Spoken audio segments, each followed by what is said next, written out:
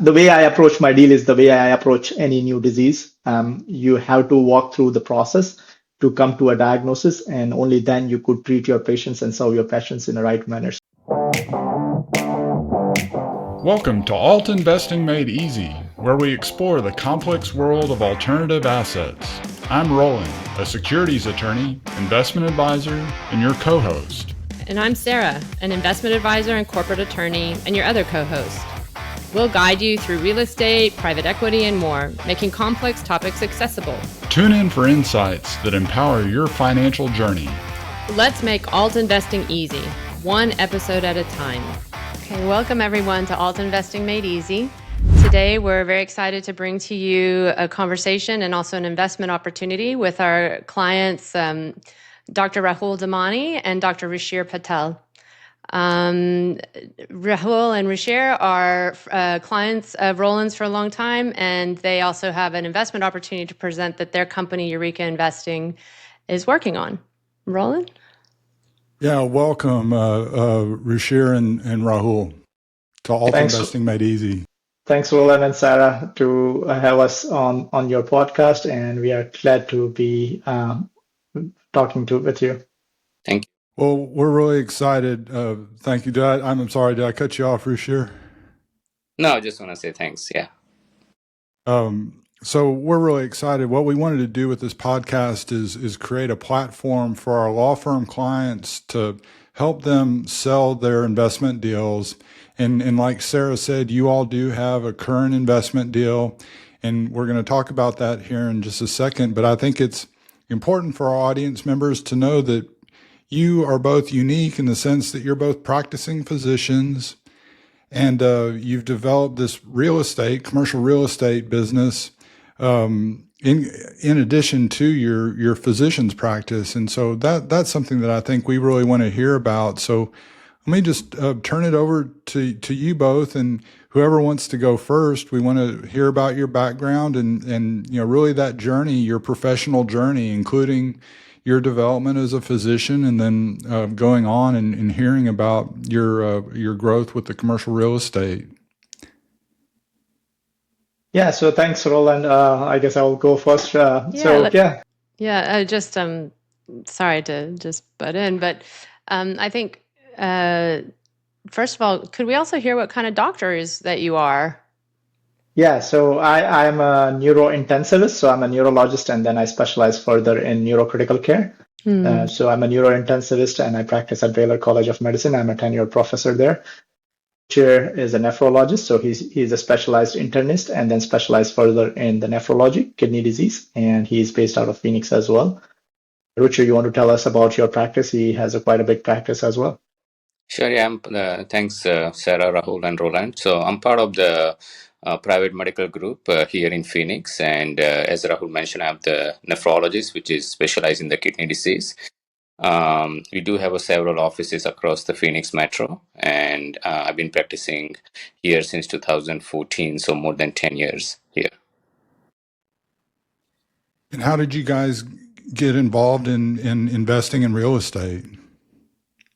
Yeah, so I and Ruchir go back a long way. We are from the same part of India. The part of India is northwestern part. It's called Gujarat. It's a state pretty close to Mumbai. So I'm sure a lot of your listeners do know Mumbai. So it's pretty close to Mumbai, and we go a long way back. We knew each other from medical school days. And then when we came here to do our residency, we were together again in Detroit, where we completed our residency. And then on, we have been keeping in touch. As far as what got us interested, and I'm going to let Ruchir tell his side of the story as well, but we all, both of us, I think, had that entrepreneurial spark. So beyond medicine, we always thought that there should be another way of having follow your passion, but also having that financial safety and having a different stream of income, which doesn't always involve trading your time for the money. Obviously, as you could imagine, being a practicing physician, it involves long hours and arduous work. And while we both of us enjoy it and still continue enjoying it, and that's why we are still practicing it, we also wanted to follow our passion about investing, whether it's in real estate or whether just kind of helping our physician colleagues kind of navigate through some of those investment pathways, which a lot of times physicians either don't have bandwidth or they don't have a passion for those kind of things. So we figured that with our passion, our interest, that we could help guide some of our physician friends whose due diligence is usually, are you investing? Then we are investing, and that puts a lot of pressure on us. But we realized with more power comes to more responsibility, so to speak, and we figured we will kind of take a deep dive into it and kind of help our physician friends and create a platform for people similar to us. Well, that's really excellent, and real estate is awesome because it's relatively simple. I mean, there's some complexity to it for sure, but it's not anywhere near as complex as your medical practices, and I think that if you can be successful as physicians, then you can figure out the real estate. It's for sure simpler than brain surgery or kidney surgery or analyzing medical issues. So we've worked on one deal already, and it's TV CPG. Yeah, it's a Tri-Valley Plaza, and we use the acronym for it, TVPCG. That is grocery anchored multi-tenant retail in one of the growing area of Arizona, Casa Grande. And since Ruchir is based out of Arizona, I will kind of have him tell a little bit about the deal itself and how we are doing for last year on the deal itself. Right. So yeah, I'm pretty familiar with Casa Grande area. I've been going there for last 10 years. We actually do have a medical office over there too. But it's a pretty growing market. As you know, the Phoenix metro has grown quite a bit, and so do, this kind of outskirts of Phoenix has grown. It's a lot of jobs coming.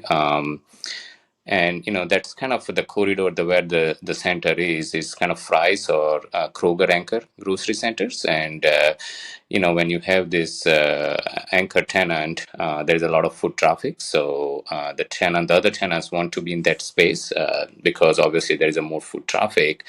And we got that at a pretty attractive basis. Obviously, there was a lot of negotiation involved in that deal, but it's been doing very well. Actually, it's outperforming than what we projected. It's been 98%, 98.5% occupied. And even if there is a lease turnover, we've been able to get the new tenant within a month, which is like very, usually it may take several months and a lot of advertising. I mean, just tenants are knocking on the door and say, do you have any space available? So I think the just to kind of, you mentioned the real estate is easy. I mean, it's not that easy. Again, there's a lot of things going on, and it's just like the location, what pricing you go in, what kind of depth you go, what kind of underwriting you do. So there's a lot of factor that goes into. Honestly, when me and Rahul started, I mean, initially we did partner with some other groups. I mean, the experience has been the mediocre at the time. Like, we thought that, they know what they're doing, but, the underwriting and everything is not the same. So what we have changed our strategy in last couple of years is we're doing everything from the scratch. So we finding our own deal, we securing the mortgage, we doing the underwriting, we do the full control. So it's not like sometimes you see a lot of people or even some other physician just kind of joining some other sponsor, and in fact they don't have any seat on table or they don't have much to add. That's different than what we've been doing lately. So that's a little bit unique about us, to kind of source our own deal and having the full control. But yeah, I mean, overall, it's been very exciting, even though initially, people feel like the multi-tenant retail, the institutional buyers may not be interested. But if you look at the recent articles, there is a lot of activity, even from the big players in that space lately. Overall, the construction of retail center has not been as aggressive as it has been in other commercial real estate. So there is some supply demand issues as well. And I think the location would be the key. So yeah, overall, we've been very happy with the progress so far, and our investors has been getting the returns as we projected. And yeah, we kind of excited to have this another multi-tenant retail center that we have in the pipeline. So So you I do said want this to, one, yeah, oh, go go ahead. ahead. No, I do want to expand on a couple of points that Ruchir kind of mentioned, right? So while collaboration has its own perks, and there is a lot of learning that you could have through collaborations and being partnering with others sponsors, what we realized over time is as well that sometimes your philosophy of investing can differ, right? So for us and for our investors who are high skilled professionals or high net worth individual, it's always about preserving the capital first and then the appreciation. While sometimes you have sponsors who are looking for appreciation first and preservation of capital might not be as high up the priority as we might have. So while the experience partnering with them have been enriching, we did learn a lot of from them, but we realized that to have the philosophy that we need for our investors to uh, provide them a platform that they could trust, we need to do things our own way. And that means having a full control, whether that means going out and working with the brokers. And over time, we have developed a relationship with the brokers where we are able to get off market deals. So the Tri-Valley Plaza was actually kind of came to us in a fairly kind of off market deal situation. So we have been able to build those relationships. Not only that, but we have been able to do everything on our end. So as we mentioned, Eureka Investing is a three people company, and we do a lot of effort and work in it. What we try to do is we keep our resources nimble, so that way the savings that we could achieve gets passed on to our investors as well, right? So just for an example, we work directly with the lenders. We don't go to the lender broker because, as you know, going through lender brokers, at times you might not even get a good deal, right? In terms of the interest rate, in terms of the lending terms, but also they end up charging 1 to 1.5% fee for just brokerage, right? So, but having those direct relationships with the direct lenders with the regional bank ends up getting us a better deal in terms of interest rates, in terms of the lending terms, but also saves our investors that 1.5%, which we don't charge them for that, obviously, despite us putting in all the effort negotiating the lending terms. So I think that's what we realized over time. Our philosophy of underwriting, our philosophy of what needs to be done, especially ensuring that there is a capital preservation, may not always align with some of the other sponsoring groups. And that's why we decided to kind of be ourselves and kind of be truthful to what we want to achieve for our investors. Also, the other aspects, kind of talking about why multi-tenant retail, right? Obviously, kind of Ruchir addressed some of the key fundamental points about demand supply has been something that comes into the play, right? And kind of always with real estate, while it might not be very simple as you say, it's still fairly complex. But sticking to the fundamental always helps, right? So getting in the right location, getting at the right price point, and making sure your underwriting kind of falls back on that fixed debt, making sure you are not assuming too much, you are not being too optimistic, you are realistic in your underwriting. But one underappreciated aspect, and we realized this over time of the multi-tenant retail, is that if you have right anchor tenant, and if your tenant leases are triple net leases or so-called NNN leases, it does shield you from a lot of fluctuations or variations that comes with the expense, right? So everyone now, probably we live in Texas, Rucha lives in Arizona. For people living in Florida or East and West Coast, they know that real estate taxes are always going up, insurance are always going up, right? So the beauty of that triple net leases is that not only the tenants are responsible for the base rent, but they are also responsible for their pro rata share of real estate taxes, insurance on the property, and common area maintenance. So if they do go up, in a sense, as an owner, as a landlord, it does shield you from those variability in expenses. You could have a predictable expense recovery for those kind of situation. And for the tenants, it's also pro rata share. So let's say our last deal, Tri-Valley Plaza, is over 100,000 square feet. And let's say if the property taxes went up by 10,000 to a tenant, that means just increase of 10 cents per square feet, which is not that much. And because it gets spread out among the tenants, they don't feel overburdened. And because as an owner and as a landlord, we know what to expect in terms of expense recovery, we can make sure that our cash flows are predictable, and we could kind of promise our investors a steady stream of that passive income as well. I really like the story, and just making sure that, you've talked about having investors from your network, but you're describing yourself as active fund managers and having complete control over your process, and even the direct relationships with the brokers and the lenders. I just it's really great, and also I like the term that this is one of the first times that any of our non-hedge fund clients have talked about capital preservation as being a priority. Of course, we want growth, but really that safety component, the hedge fund world talks about absolute return and making sure, first of all, that you don't lose money. That's kind of the first goal of investing. And then you all have developed this model, and it sounds like the existing property is outperforming, and now you have this new opportunity. So I don't know, Sarah, should we talk about that, or? Let's hear about your new opportunity. Yeah, so keeping in line with what we have transitioned to this asset class of multi-tenant retail, especially with the good anchor stores, that's what we are looking for. We have been looking for similar deals in a purchase price range or acquisition point that would make sense to us. So our last deal was purchased at a cap rate of about 8. And we typically like to have going in price point, which makes sense. So this new deal is also based out of Arizona. It's in Mesa, which is obviously part of Phoenix MSA. And I will kind of let Ruchir talk about the details of the area itself. But the deal itself is very interesting. Again, it's a multi-tenant retail, but it's anchored by Goodwill. And Goodwill has more than 58% GLA. So they occupy about 58% of that 64,000 square footage. And they have a long-term lease in place, which is up to 2032. And they have escalation coming up in 2028. So again, it's guaranteed by corporate level. So Goodwill is obviously one of the strong corporate. And what it does is having those strong corporate and anchor store kind of gives you the rest of the tenants, mom and pop stores or local businesses, that foot traffic, right? And to keeping in the line, the asset itself is 95.5% occupied and is steadily cash flowing.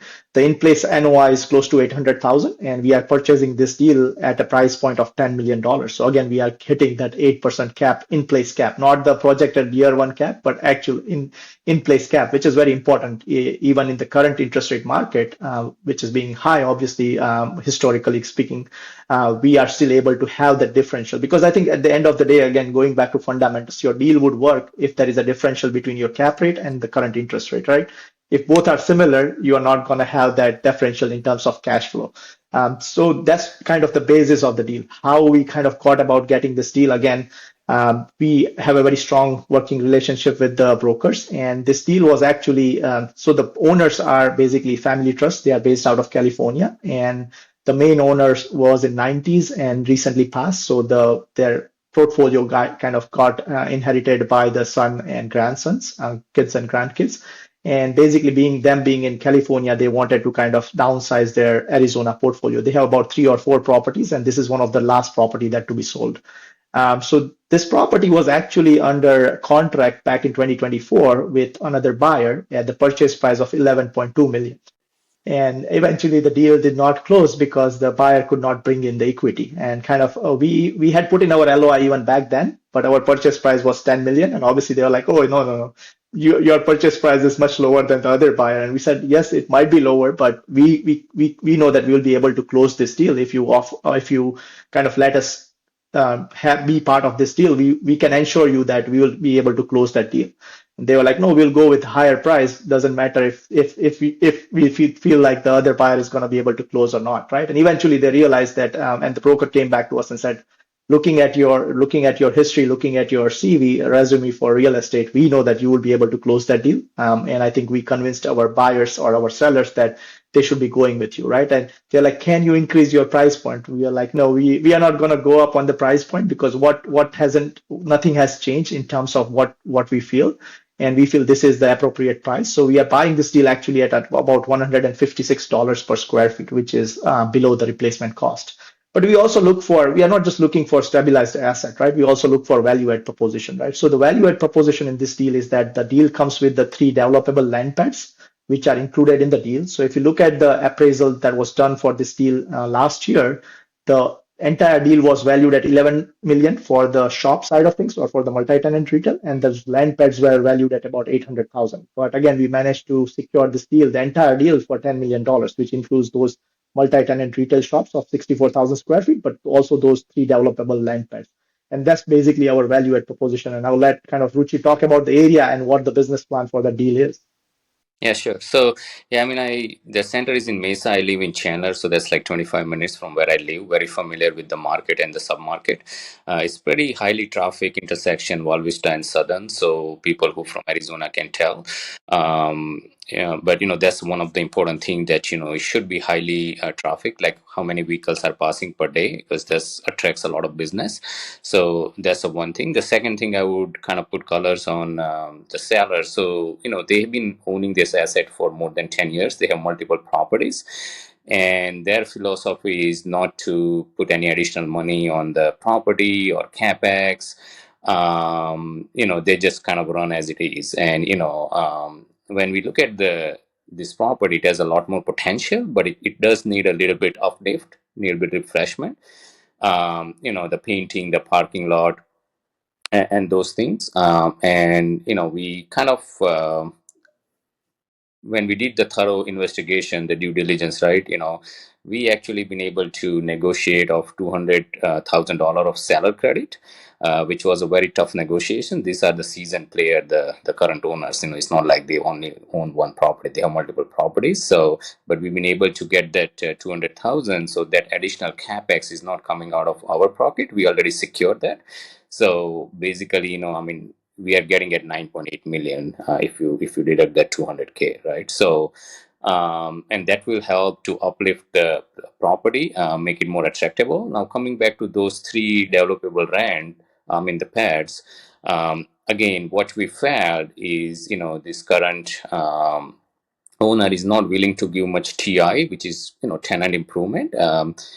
Most of the tenants would expect some kind of tenant improvement. We kind of in our business plan put aside quite a bit of reserve and tenant improvement and leasing commission, so we can expedite the process. So we feel comfortable those pairs have a lot more value. Either you can do the ground lease, or you can build to suit for regional or national credit tenants. And in that line, we have engaged a property management company which also have the development arm, so they can also do the development for us, rather than having a third party contractor and they don't get along with the property management. Is going to be the one stop shop.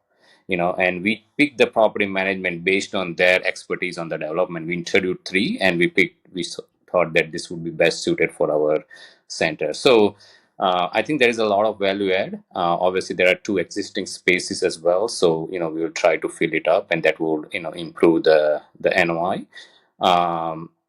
But yeah, it was a lot of back and forth on the negotiation and the due diligence, and we are at this point almost done with our due diligence process and the negotiation. We may be able to get another 100K of seller negotiation. We are confident, so we will find out in a week. But that would be just additional the capex money we get. And in terms of we strongly believe that you win half the battle when you buy the property at the purchase price. We are hyper focused on the purchase price. If you are buying at like sub 4, sub 5 cap rate, and your interest rate is 6-7%, no matter what you do, deal is not going to work, right? I mean, you can be very optimistic and whatnot, and you can make whatever pro forma you want to, but realistically it's probably not going to work. So we have secure the in terms of the lending, right, with our relationship with the banks, and again, as Rahul mentioned, it's a direct relationship. They know us personally. We just call the vice president of the bank on the cell phone or text them. They have our number as well.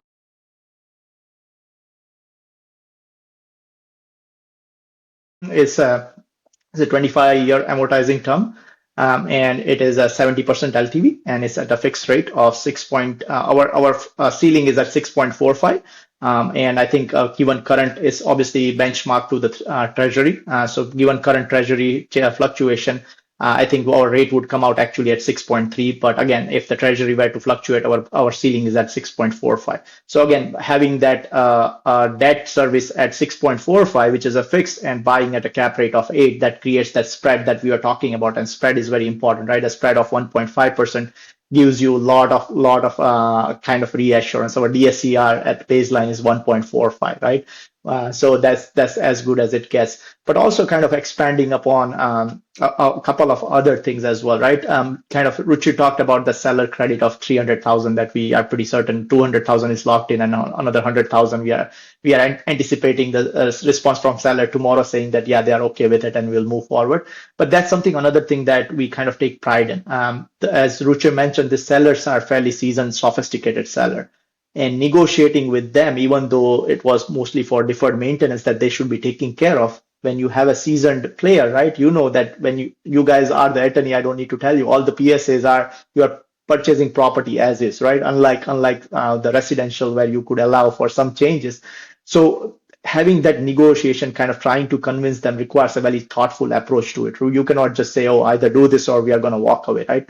You want to make sure that you are able to negotiate in a very thoughtful, respectful and mindful way where you could try to convince them that this is in the best interest of everyone, because including the seller, including the buyer, including the brokers, attorneys, everyone has put in a lot of effort, a lot of resources, and you don't want to walk out of the deal for a few $100,000, right? But also you want to make sure you are doing, for us, we want to make sure we are doing right by our investors. So getting an 8 cap, we don't stop at that, right? Getting a deal at 8 cap is pretty good for itself, but we don't want to stop there. And if you look at our last deal as well, Tri-Valley Plaza, which was about $13 million deal, and Roland obviously knows because he did a PPM and everything, we did manage to secure another $500,000 of seller credit once we kind of went through the due diligence process. Again, it required a very thoughtful, very approach in a sense that it has to be a methodical approach. You cannot just say, oh, this is our due diligence and we need this, right? You have to explain why you feel or why you need to justify that seller credit, right? So that's something we take pride on, and we don't have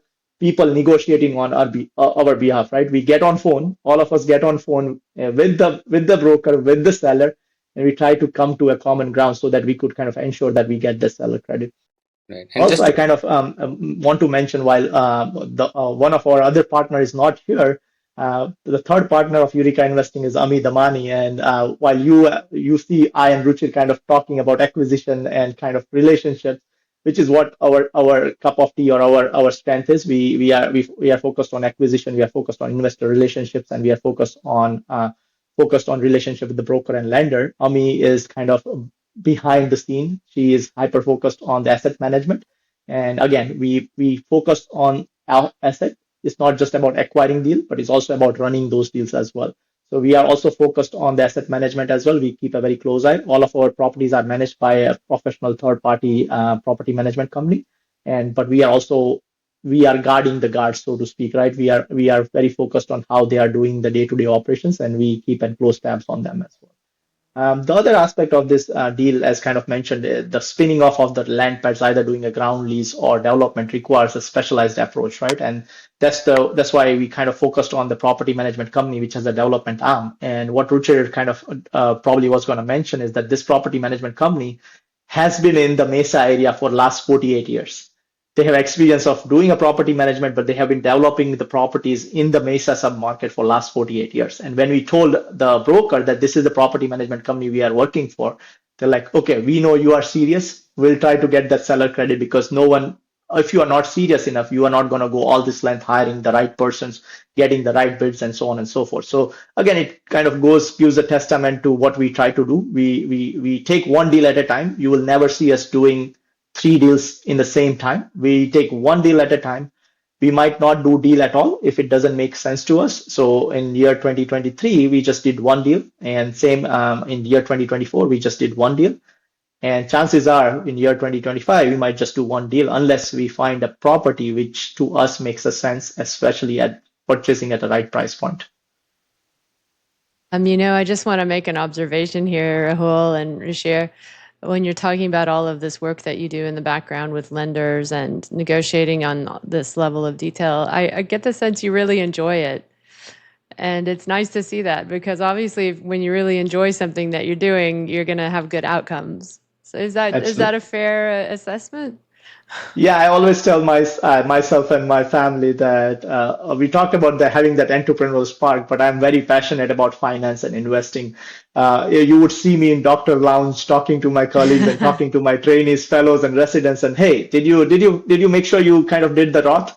when you are in training, I wish someone had told me during my residency and fellowship that, hey, you need to make sure you max out your Roth before you do anything else. So you will always hear me in Doctor's Lounge talking to my fellows, hey, did you make sure you have emergency fund with 3 months of expenses in your bank account? Hey, did you make sure it's December? Did you make sure you maxed out your Roth account? If not, you still have till March next year to max it out.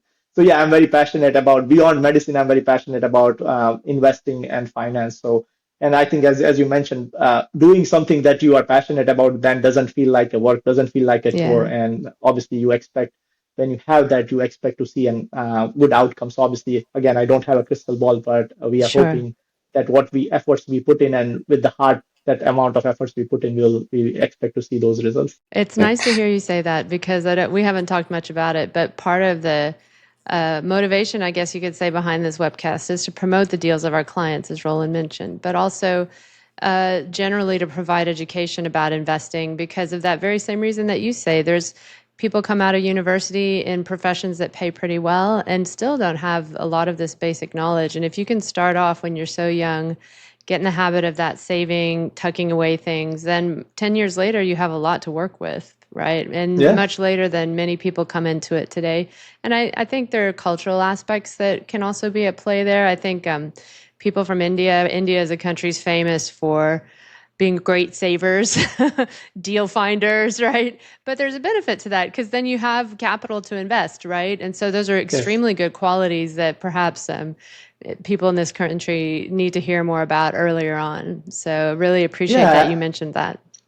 Yeah, I think that as the adage goes, right, bird in hand is worth two in a bush, and it's same about the saving, right? If you save $1 now, it's worth $2 a decade later, right? So I think that is important.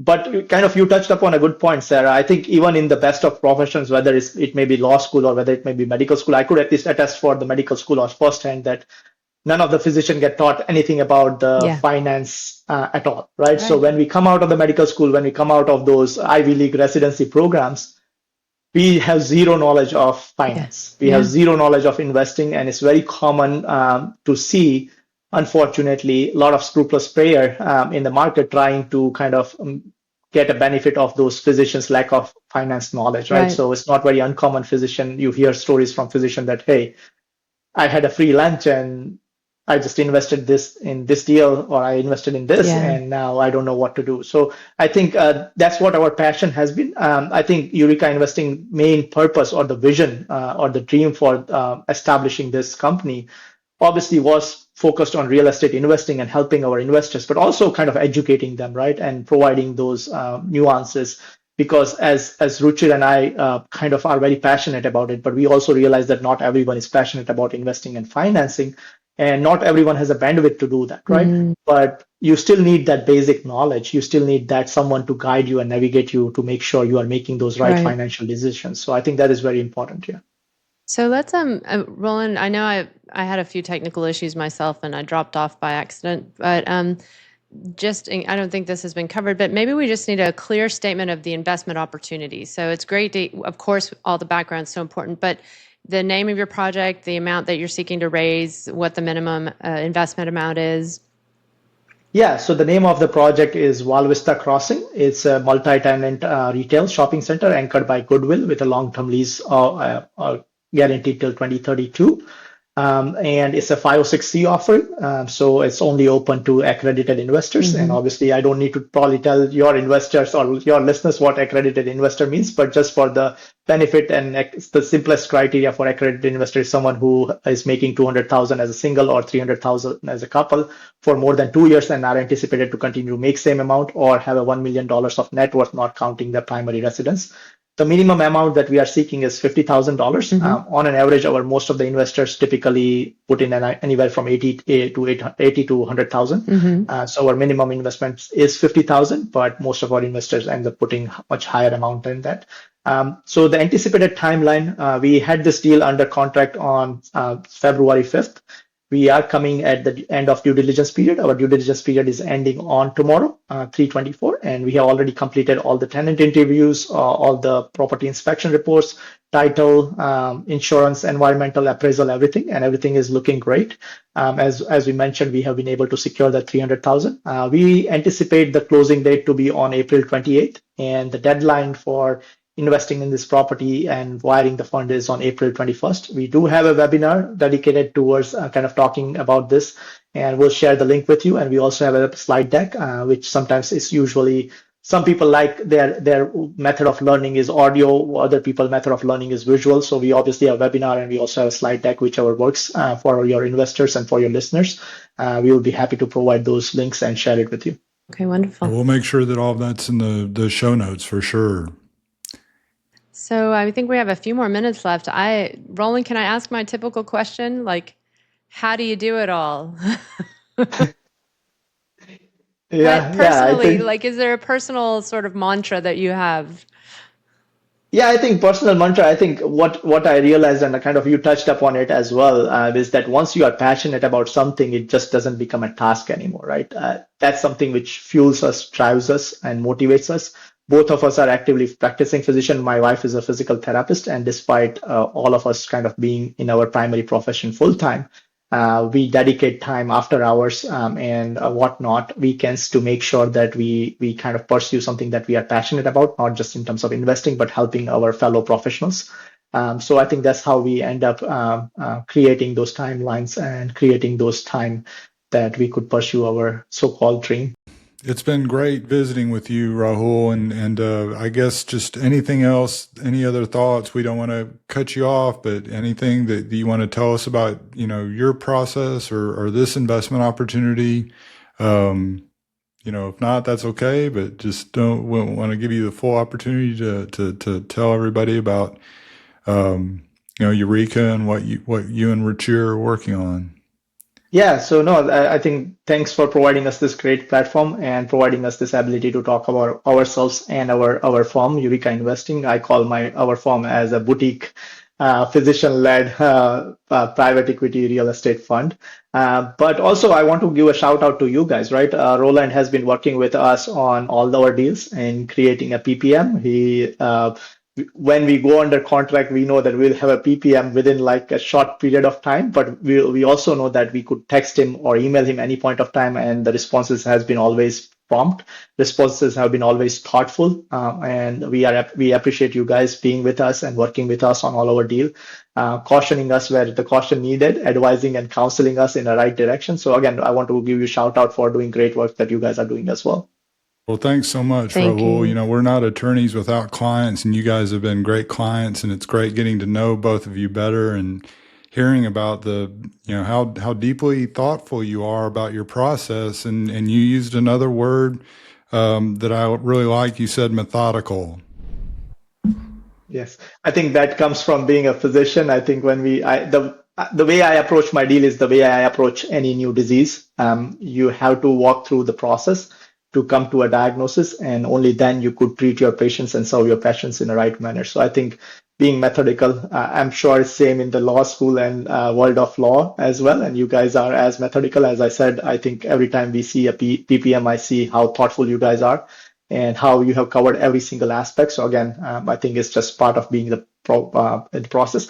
One thing I want to kind of say is sometimes I get asked by the investors is, as an investor, why don't I invest with someone who's doing this full time, right? I want to invest with someone who does real estate full time. Why should we invest with you? Why should we invest with someone who is a physician as well as real estate? Isn't your attention diverted or distracted, right? And my answer to that is, I think you want to invest with someone who is not relying on making sure the deal is happening to run their houses, right? A lot of times you see people who are focused on real estate, their home or their livelihood is based on them doing a deal, them getting that acquisition fee, them getting that splits, and so on and so forth.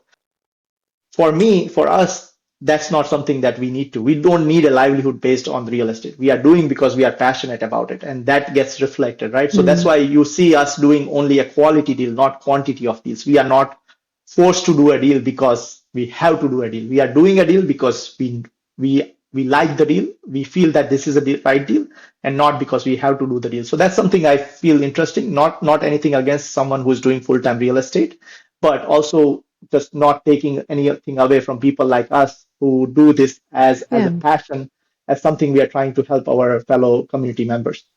Well, it's a fair question, but that's a really good answer. Yeah.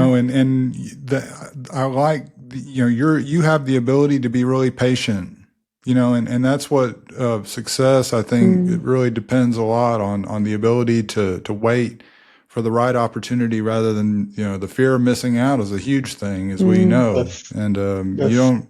you don't have to, you say, well, we're just waiting. We're waiting until we find the right deal. Yes. FOMO is real. I could say that for sure. Yeah, he's an expert. Right. Is it something neurological or is it emotional? I don't know.